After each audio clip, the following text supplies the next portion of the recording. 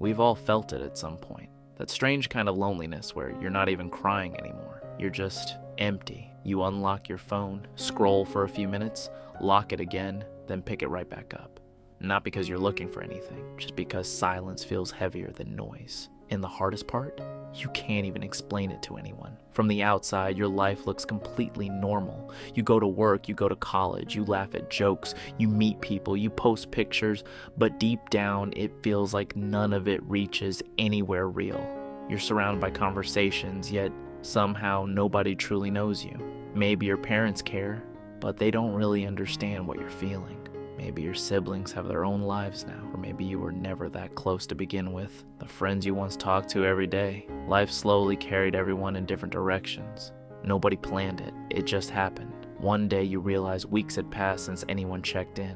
Now you're starting over. A new college, a new job, a new city, a completely new chapter. And it feels like everyone else already belongs somewhere. Everyone seems to have their people. Like they were handed some secret instruction manual that you never got. But here's the truth, there was never any manual. You're simply between chapters, and that space between one chapter ending and another beginning can be one of the loneliest places anyone experiences. But it doesn't stay that way forever. It never does. I'm not going to give you the usual advice. I'm not going to tell you to walk into random places, introduce yourself to strangers, or force yourself to be more outgoing. You've heard all of that before, and honestly, it rarely solves the real problem. You can spend an entire evening surrounded by people and still come home feeling completely alone, because loneliness isn't about how many people you know. It's about how deeply you're known.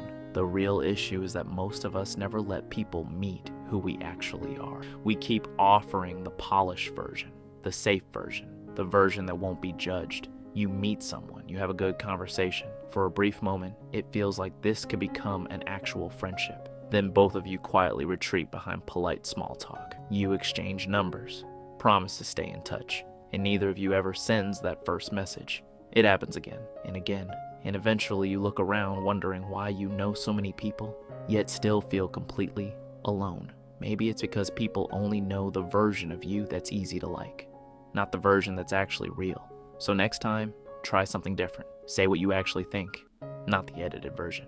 If you're passionate about something unusual, talk about it. If your sense of humor is a little weird, don't hide it.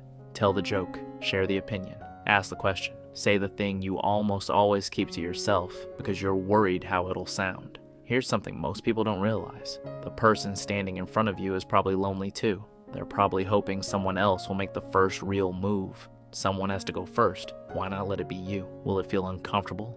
Absolutely. But staying hidden is uncomfortable too. In fact, it's far worse because you end up surrounded by people who only know your surface.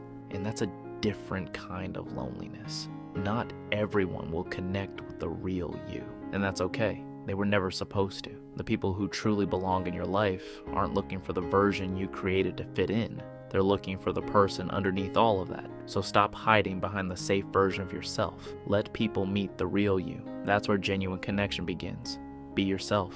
Not someday, not when you feel more confident,